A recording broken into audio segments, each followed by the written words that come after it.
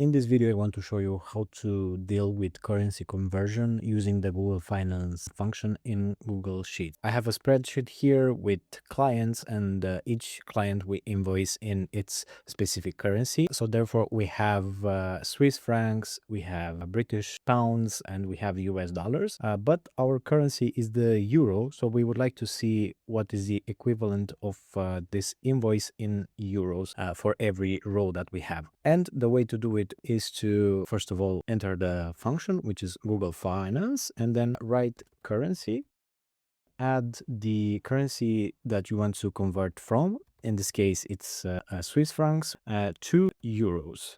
When we hit enter, the Google Finance is going to run and is going to give us the equivalent. So 1 Swiss franc is equal to 1.08 euros. And so we have to multiply this by the amount of Swiss francs that we have in here. And the result is here, 2,311 euros. Now we can do it for the other currencies that we have, only we change the currency that we switch from. In this case, we switch from GBP, which is Great Britain pounds, and then I'm going to drag it down as well.